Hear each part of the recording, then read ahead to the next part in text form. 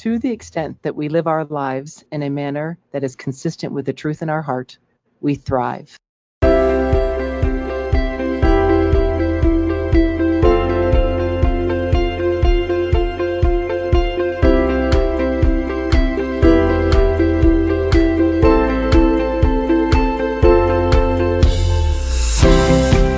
Welcome to the Meier Clinics podcast, and you just heard a quote from one of your hosts, Dr. Lisa Day. Join our licensed clinical professionals from various backgrounds as they discuss fascinating mental health topics with a wide range of guests. Meier Clinics is a Christian counseling organization with multiple clinics nationwide dedicated to treating the whole person, emotionally, physically, and spiritually. Welcome to our listening family. We thank you for joining us.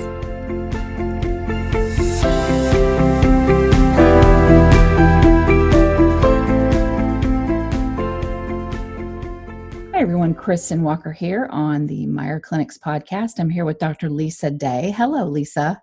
Hi, Kristen. We are doing a show about living with and the loss of a family member with mental illness. And Lisa, you brought in a guest for us today, so I'm going to have you do an introduction. You betcha. I feel very blessed that Emily Finn had the courage to join us today and to talk about the intimate journey of not only living with a family member who struggles with mental illness, but the eventual loss of that family member. And as we all know, suicide right now is an epidemic, not only in our country, but worldwide. I mean, I think the rates are worldwide. We're losing 800,000 people a year. In the United States alone, I think we lose 123 Americans every single day, which crazy is a suicide every 12 minutes. And so more and more people are dealing with the loss, having to walk this journey upwards toward 250,000 people a year living with a loss of suicide. And one of the reasons I feel very blessed to have Emily on our show today is because while when we lose someone to suicide, it's a death, it's a loss. It is not a loss at all similar to a loss of a family member to illness or to age. It's one that is combined with both traumatic components, loss components, shame components, and of course the huge stigma attached to grieving the loss of a family member with suicide. And so, Emily, one of the main reasons I wanted to bring you in is because you know this journey intimately. And, we've learned so much and we've come so far in dealing with loss to suicide, and yet still, our language when someone loses a family member is still so far behind, meaning any person who comes into my office or any opportunity I have, I say no longer, is it okay to say she committed suicide? That's some of the lingo that I believe attaches stigma and shame when we experience these losses. But I wonder if you would be willing to share with us your experience in it being both a traumatic and a grievous loss of someone we love. Before my husband's passing, he fought so hard with his bipolar 1. And he had a very traumatic childhood, and he never really had a name to what was going on with him. So he never really knew what was going on with him.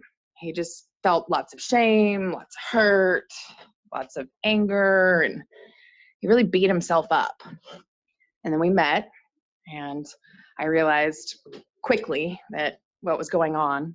My parents work within the Justice Department and deal with mental illness quite a bit. And I've studied it.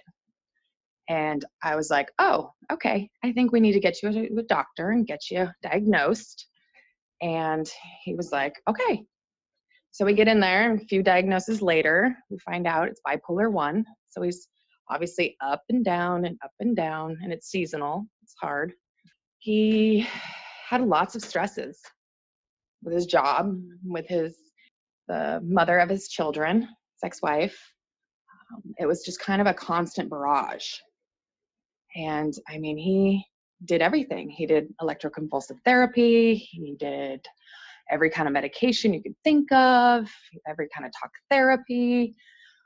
But, it always came down to the anxiety taking over. Eventually, he would drink to quiet the voice of hopelessness, and the cycle would start, and we'd start over from the beginning, over and over and over again. And once his son started showing signs of mania, it really pushed my husband pretty far. He was so disappointed in himself and sad and hurt, and he blamed himself because his son was sick as well. Um, we stopped his son from completing suicide quite a few times, finally got him in, made this a family thing. Finally, everybody's kind of on the same page. But unfortunately, most of the care to his son fell to him, and he was not in a place to be able to do it.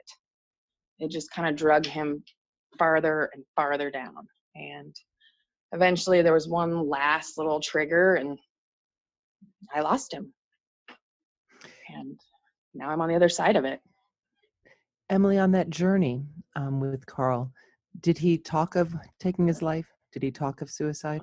Oh, yeah. I mean, I'm a really direct person, very, very direct. And I could tell, I could see in his face and his eyes. And I asked him, I was like, from the beginning of our relationship, I'm like, do you have thoughts of harming yourself? And he looked me in the eyes and he's like, yes, every day. And I was like, oh, okay, well, let's figure out what we can do with this and communicate, and let's start a mood journal, and let's, stay open. Let's talk. And he told me that it's just part of him since he was a small kid that he's had these thoughts. And quite a few years ago, I had a hysterectomy, and they put me on some Prozac because I was waiting for the hormones to still kind of balance. So I was kind of out there. And I had, for the first and only time in my life, I had suicidal ideation. I had no idea what it was. None. And it weighed so heavily on me, I couldn't get out of bed. Like physically, I could not move. I was paralyzed. I had the thought that if I just left, they wouldn't have to deal with me. And it terrified me. And I called my husband into the bedroom, and I'm crying, and I tell him everything what's going on. He's like, welcome to every day of my life. Every day of his life. Broke in a million pieces. Mm-hmm. And I was just like, oh my gosh, like, this is awful. I think that people have no idea the pain that folks struggle with when they have severe depression, particularly with bipolar disorder. And I get so frustrated, both as a clinician and just a member of this human race, and I tell people, if you had chronic back pain, or if you had pain associated with a terminal cancer, you understand the magnitude of physiological pain that individual experiences and the desire for it to end. However, what just frustrates me at no end, and Kristen and you and I talk about this, is that when it comes to mental pain, mental illness, people respond with it such as, oh, come on, get over it, stop drinking, get your life together, quit feeling sorry for yourself. And I cannot even tell you, even with my own family, with my daughter's struggles, I say, you just don't get it. Right. This girl aches from head to toe. She wants nothing more than that pain to stop. She doesn't want to feel suicidal. She doesn't want to kill herself, but she can't bear the pain that she experiences on a daily basis. And people just don't understand that. They just don't get it. No. He also spoke to me about a sense of control. And honestly, his eldest son has said the same thing to me, and we talk about it. And he said, if everything is so out of control and my shame is so great and my hurt is so bad and I just can't breathe, I always have the notion that I can just check out and make it all stop. And I'm just heartbroken that that's an option. That's how they think. And those two are not the only people. Oh, absolutely not. Yeah. How did you navigate those thoughts? I mean, I know in my own journey, one of the things that has been incredibly freeing for me, and I'm certainly not in your position, Emily, but I know that with my own daughter who has had chronic suicidal ideation for the good part of the last, 7 years. It was about a year ago when I came to terms. Well, here I am, a shrink, and my kid's got bipolar, right? You have to go through that grieving and look at moving out of that blaming oneself, that is it poor parenting, poor boundaries as a result of a divorce, the move, who knows? But I know in my own journey, one day, and I don't even know what prompted it, I came to the realization. I was talking with my older daughter, and I said, we just might lose her. This may take her life. This depression may be a terminal disease in her life. And I don't want to say it was freeing, but it allowed me to move out of the panic stricken role of how can I save her? How can I take her pain away? How can I bring her relief? And people don't understand that. They don't understand from a family member's point of view how incredibly difficult it is to watch our loved ones in that kind of pain. That every day, Carl would say, every day, his entire life.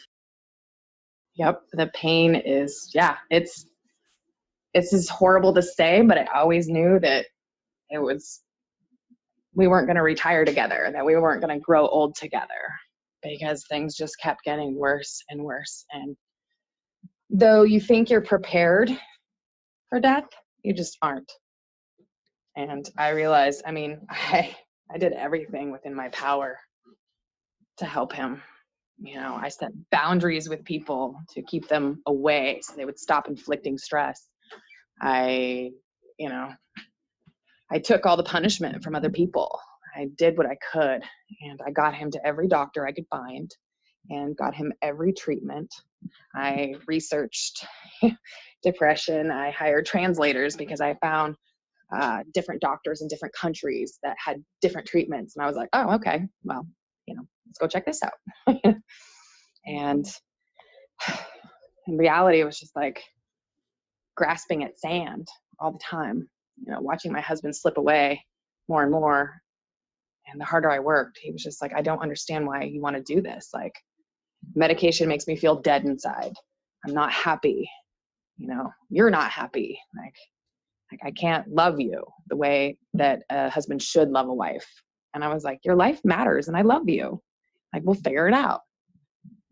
And that reality is tough to swallow, that one day that they will be gone because they are so sick. And that's where I think it's probably about 2 years ago, I came to the statement in my own mind, in my own practice, my own journey, that very often mental illness is terminal. It's not a result of weakness, lack of courage, inability to cope. People are so quick to say, well, if they just quit drinking and smoking, but they don't realize when you have that magnitude of pain, anything to relieve the pain is what they're after. And in fact, the pain is unmanageable. I wonder, in your walk, Emily, before you lost Carl, if you found that created difficulties in family relationships and social relationships, meaning did people move away from you? Or did you feel judged? Did you feel criticized that you guys were on this journey together? I was open about it. And yeah, I lost a lot of friends, and a lot of people judged him, and we became fairly isolated. And those who knew me have been there, and the rest of the people kind of just basically took sides and walked away. And I was like, okay, well, obviously, and judge. You know better. Yeah, judgment. I'm just like, ugh. And in a psychological explanation, and all not defense, but understanding of those who judge us, I say that people judge that which they fear. However, the unfortunate paradox in that is that to the extent that we judge, we stop getting to know. And I think one of the reasons, that another reason why I really wanted to speak with you about this is that it's in the getting to know and having that support in the process when you ultimately do lose your loved one that is just vital. And, other things that people don't quite realize, and I can only imagine what your experience was with this, because I do know some of the details of the loss of Carl. But there's the whole concept of walking that painful, scary, terrifying path of living with mental illness and chronic suicidal thoughts. But then there's the day that it happens. And people do not realize the traumatic nature of that, the scenes that get imprinted on your mind, the thoughts that you replay, the recurrent intrusive thoughts, about the death, the shattered assumptions about the world and the people around you, the feelings of guilt and blame. I wonder if you can speak to that at all. Yeah, I'll kind of explain the day he passed, and a little bit beyond that. I texted him that morning because he wasn't doing that well, and he had taken the day off, and I just knew things were off. I was like, uh-oh. And I was like, I love you. I hope you're doing okay. Please don't harm yourself. Like I'm here. I love you. Things will be okay. He's like, oh, no, babe, I love you. I'm okay. I'm not going to hurt myself. No extra meds or whatever. And I was like, okay. And then I had a weird thought, and I was like, nope, So I tell my bosses, I'm like, I'm out. I got to drive home. I don't think my husband's okay. I get home. He's here and he's laying in bed and he is battling himself. His eyes are tight shut and he is shaking. And I realize that what's going on, but everything was so surreal because you don't actually think someone's going to harm themselves. And I don't blame myself for this because there's really nothing I could have done to stop it. But he got up, spoke to me. I begged him and he ran past me and I chased him and he slammed the door behind him and I heard the gunshot, but I didn't understand that he had died. Like it just didn't connect in my brain at all. But I was frustrated, so I called 911 and they showed up with their mental health team and the two nice officers, and it took like 30 minutes for them to like get close enough because I thought I had removed all the guns out of the house, but apparently I missed one. And they're like, does he have any weapons? And I was like, no, he's just in there, probably having a moment. Even though I knew he had died, I just could not even fathom that this had happened. And so they're like, okay, well, how do we get into where he's at? And I was like, oh, well, he's got the keys, so I don't know. So I went and got my tools and I started opening the door and I'm prying it open. And one of the officers peeks in and finally finds a window he could see. And he goes, he's down. And they grab me and they rip me off the steps and they lay on top of me and they get in there and they find him. And I, at that point, just start begging them to tell me what's going on. And then it's like, I knew. And then my world stopped. And time stopped. And now I live with this every day. And it's lonely. And it's hurtful. And people treat me differently. And people I thought were my friends are gone. They haven't even spoken to me. And people I didn't know were my friends are here, which is so helpful because I can't even explain to you how lonely this is. Because not only do I have severe PTSD and I see what happened to my husband, but I have to like relive that memory and then I'm by myself a lot. And it's hard. And people say a lot of inappropriate things. I mean, just unreal things. He's in a better place. Oh, His well, peace, at least he has hurt peace. himself and not somebody else. And I'm just like, really? Man. Like, that's awful. I just, like, really? Makes you want to take your shoe off and hit him upside the head. Oh, yeah. I just stare, slow blink, like, really? Okay. Yeah, the religious aspects, I've heard that, well, he's not going to heaven, or yeah, he is, or I just, like, that's not helpful. I don't need the platitudes at all. Having people be present is huge. And I made a decision for myself because I'm so tired of being alone. Like I finally found some groups online and we talked to each other about very traumatic things, what we witnessed, the gore, all of it, and we're talking parents who have children who are 9 years old to people who are in their 70s. Yeah, it's an awful group to be a part of. But there we can talk about the horrible things that make other people uncomfortable because we say them out loud and people back away because they don't want to hear that because it is disturbing. It is awful. But we don't judge each other. You can walk beside each other. Yeah, we talk about the horrible things, the gore, the emotional side of it, the rage, the loneliness, the isolation, the horrible comments, family dynamics, the blame, the judgment, everything from dealing with the coroner's report to, try to get someone's phone unlocked so they could find their loved one's stuff, People don't understand. Yeah, they they don't see it. And I think that too oftentimes, and especially Americans, I think we're lousy at this. People feel like they have to have an answer when what I'm hearing you say, and what seems to be so very true, is that you just need people to listen. and Yeah. listen and listen. Yeah, I need to get it out. But because I make people so uncomfortable, it's better if I just sit there in silence.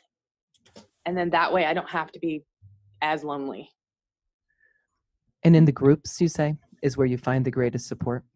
I do. It's amazing. Like, I had no idea. I tried finding groups locally, but turns out I'm the only one who wanted to talk about loss of a loved one to suicide. Like, the only one. But statistically, there's lots of us here. And I actually know people who have, but they just don't want to talk about it because, I don't know, they're embarrassed or they're ashamed or it's too much or whatever.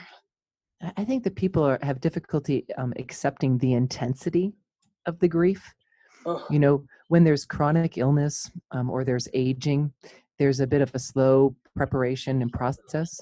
But when there's mental illness, typically it's a life that's characterized by extreme chaos, drama, at least in our home, police visits, destruction of property, 7 different hospitalizations. And as I said, I've not had the loss part, but when you have that journey behind you, people don't understand and they don't want to understand. It's scary for them. And so that loneliness, and yet the loneliness and isolation is the very thing that complicates a grief process. You know, I know that in the work that I do, the best definition of grief that I've come across in my walk is the ability to integrate profound sadness. And yet when I walk this journey with so many people, unfortunately, it's twofold and it's overlapping and it's not sequential. And it's crazy making to the person grieving in that there's trauma and there's grief. And so with that loneliness, with that isolation, Emily, it's the worst thing we can do. And yet what you're telling me, it's often the only thing you can do. Because what we know in the grieving process is that suicide is absolutely a huge risk of developing what we call in the clinical field a complicated grief process. And because of the traumatic nature of that loss, oftentimes not only does one end up with a complicated grief, but they also suffer from PTSD because of the traumatic nature and lack of support during that grieving process. I completely agree. You know, your friends and other people kind of run away and you're left with your immediate family and they're traumatized as well. So it's just like the ship's sinking and we're all kind of staring at each other. But And some of the things that I teach, and I would love your input on it as being someone who's walking this path yourself, to tell me, no, Lisa, that's that's a waste of your time, or that's really, really helpful, is first and foremost leaning in and moving to. And I tell folks, even our Americans, we have so much pressure. We're thinking about what we want to say in response. And I tell people, zip it up, talk less, listen more. In fact, exclusively listen. And I say, listen with your heart. And when I mean listening from your heart, I mean with a compassionate leaning in, learning. So if you're mad at God, if you have a religious person, don't judge or explain what God does or what religion does. That implies that individual has a relationship with God, and just listen. I say, please, oh my golly, we kind of touched upon this, avoid those simplistic explanations and cliches. At least he's out of pain. Most of us would give everything, every breath that we take to have one more moment with them. Yes. Anything in the world to have them back. But yeah, people get so uncomfortable. They just run away because they don't know how to handle it. It's not something that's ever taught. And it's uncomfortable. And I don't know. They're afraid of your pain. They're afraid of one's pain. And it's an interesting dynamic. And the stigma attached, right? So, I have a friend who lost a son to a brain cancer, and, the whole community floods on this woman in every aspect, leaning in, holidays, birthdays, they're all over her. And yet I have a handful of other folks who are on this journey, as you describe, Emily, alone. And they find themselves being left alone on holidays, on anniversaries. People don't invite them. They don't want them around. I don't know if that's the accuracy, or they don't know how to navigate the pain. But if we could learn as a society to, know that you are in pain, lean in, be there, touch base, include you if you want to be a part or if you don't want to be a part of traditions and holidays, and be aware of the support groups. But in your own journey, what have you found, Emily, to be the most helpful? Is it the support groups? What have you found to be crucial as you navigate this process of integrating this loss?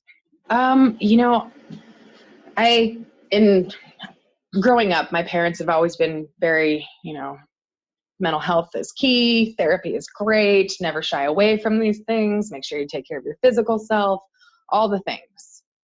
And so that was kind of instinct when Carl passed. I was like, all right, I need to get to a doctor because I know statistically I'm not going to be physically okay. So I'm, figured out how to get an appointment somehow, and all my haziness, made it to the doctor. They've been great. I reached out to some therapists, and I happen to know a bunch in town, so that was really helpful. And I did try the social survivors groups here, and it was just me and me there, so that was kind of odd. But really ensuring that I took care of myself first, and getting ahead and getting back into the gym. I went back to yoga just because I knew I needed to move physically, even though I didn't want to. And I actually reached out to my gym and I let them know what was going on. And they have babied me and helped me so much, and check in on me and encourage me to get, what I need done for me.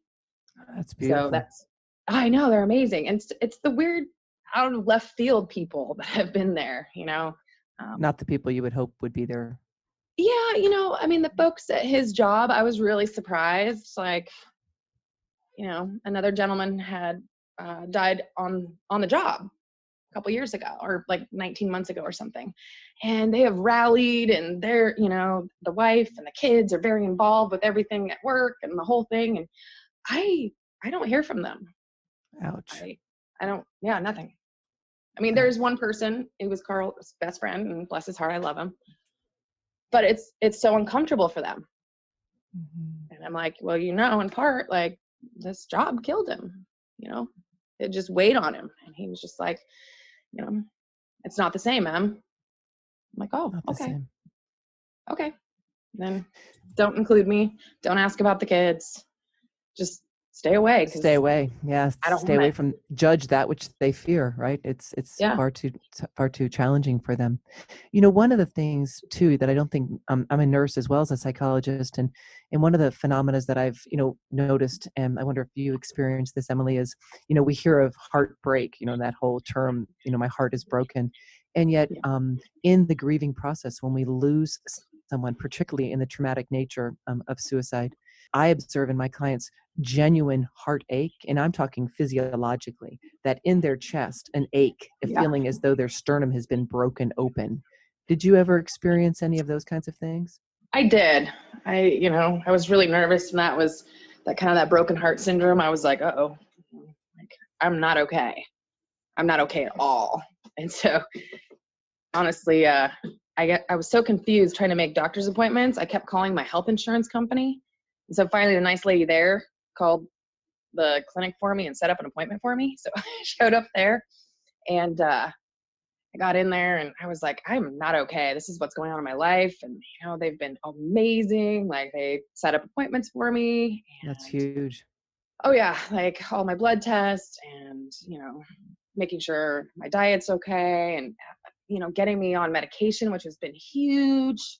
They put me on Wellbutrin, and I'm so thankful for that. Oh, that's so helpful. It is.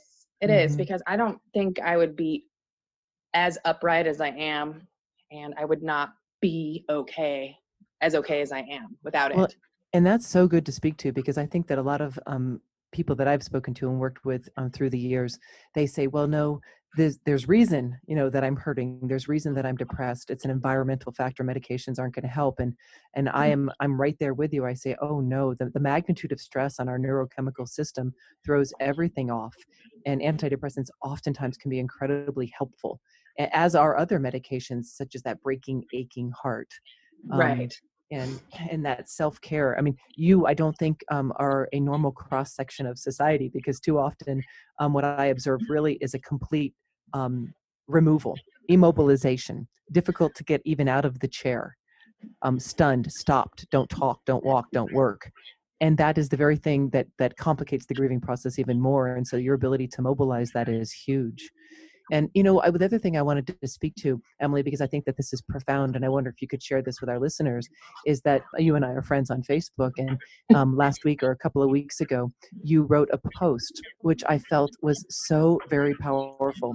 And it was a message to everybody. I have goosebumps as I'm thinking of it. It was a message to when someone reaches out, when someone's hurting. I wonder if you'd be willing to share that if you're able to recall.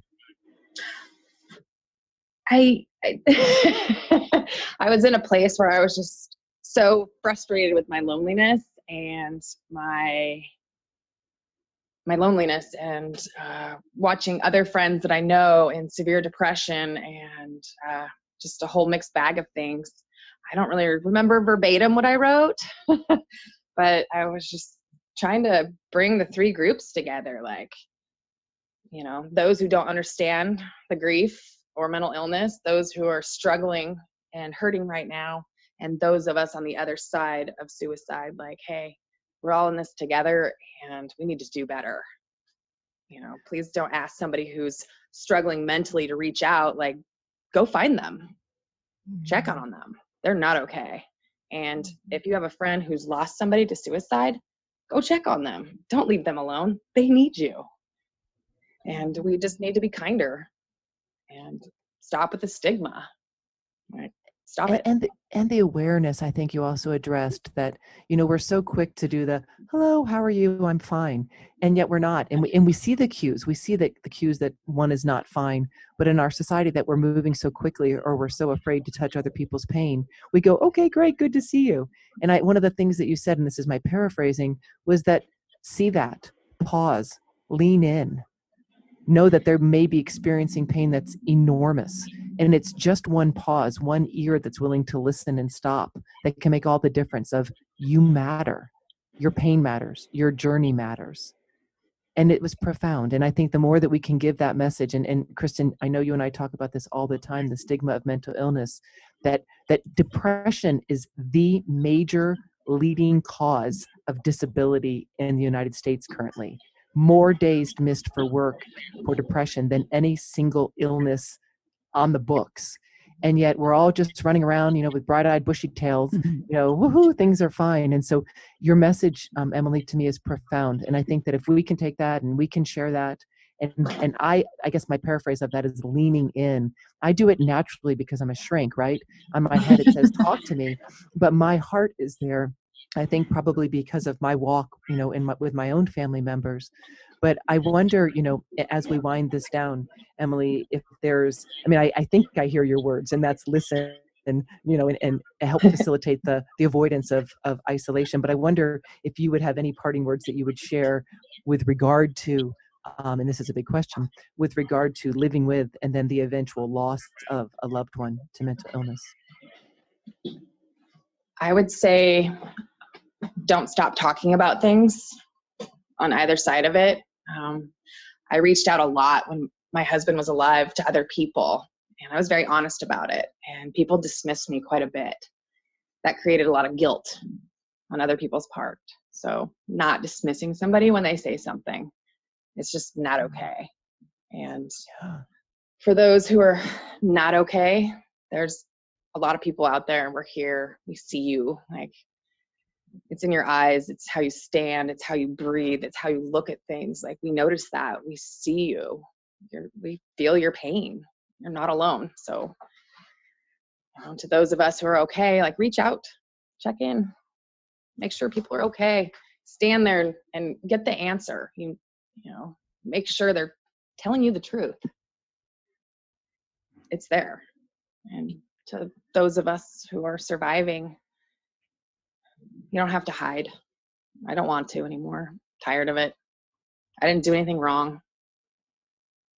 The other people who are uncomfortable around you, that's their problem. It's not ours. Mm-hmm. I don't care what other people think anymore. Like, my husband died from depression, and it was traumatic. And you're not alone. Find us. We'll find you. When you're ready, like, reach out. We can't make you come and talk to us, but we are there. And when you're ready to share your story, there's a lot of us who want to listen. That's And huge. we don't compare grief ever. And that's nice. That's like rule number 1 in this horrible club. And it's helpful to know that. Well, and I for think that survivors. the other part that I would add, because I think that's huge, Emily, is that our loved one is much more than their parting. Our loved one is much more than their death. And the more that we can speak of them by their name so that we can support survivors in embracing and integrating the totality of who that person was, the beautiful person that Carl was, that Carl is so much more than that last day when the police officers came. He's so much more than the magnitude of his pain. He's a beautiful man. And you have beautiful memories. I'm privy because I get to see all the amazing rafting trips and adventures and shared times with your animals and kids and the joy. You know, I get that side. Goosebumps go down my leg as I say it. And too oftentimes when we lose someone to mental illness, there's a screeching halt. That's the memory that seizes in our hearts and seizes in the minds of our friends that, oh, Carl, dead, suicide. Not, oh, Carl, magnificent guy, amazing on the water. Emily, big smile, shared dog adventures, loving his community, loving his kids. Right. And that integration of not only the loss, but the life of this beautiful person. Right. It's just other people's thoughts on shame. And they find it shameful and they've said it. That's on them. And my husband was a beautiful person and I love him dearly. And I hope he's at peace. And he's missed. His kids miss him. His family misses him. But if anybody out there, finds themselves in this situation, like, you're going to be okay. We're here. You don't have to live with stigma. Find your way. Find your tribe. And realize in grief process, you're going to lose a lot of friends and you're going to make new friends. And you're going to come through this as a totally different person. But you will never forget how much you loved your person. You just aren't the same person you were that day. You're new. It's different. Can I add something at the end here? Yes. I've wanted to say something about 800 times, but it was not a good moment to do that. The thing that I find fascinating, Emily, is you're one of those people that, you're put in a situation like this because you will get angry and you will speak out and you will sit and be uncomfortable and you will be sitting in someone else's uncomfortableness. And I get that. You're a sister because I have been doing that since I was like 14. I'm so used to it now that I just don't even, I still get like freaked out and have those racing thoughts of, oh boy, that person reacted to me in a weird way. Did I say, of course that always happens, but you do develop sort of this Teflon skin where you're just like, yep, that is just part of my life experience is people being uncomfortable. Right. That part is not new to me. Like, I'm a very direct person and I've been that way since I could talk. And it is a strength and it's sometimes not a strength. It just gets me in trouble, but I just don't care anymore. I think, Emily, it's called resilience. That's right. I think that you demonstrate a level of resilience, which is profound, inspiring, encouraging, and hopeful. I really appreciate you sharing with us today. It's just tears, goosebumps, tears. Thank you so much for this opportunity. Absolutely. I really appreciate it. And thank you to our listeners for tuning into a very special episode of Meier Clinics podcast during what is World Suicide Awareness Month, and that is September of every year. Thanks for joining us. Hi, this is Dr. Paul Meier of the Meier Clinics. Our Christian counselors across the country have a goal of helping all those who come to us to become what God has called them to be. If you're in a situation where you're not at peace within yourself or you just feel like there's joy that's missing in your life, we can come alongside to help you obtain peace and joy. This message is sponsored by the Meier Clinic Foundation, a nonprofit Christian counseling ministry. The number is 1-888-7-CLINIC, 1-888-7-CLINIC.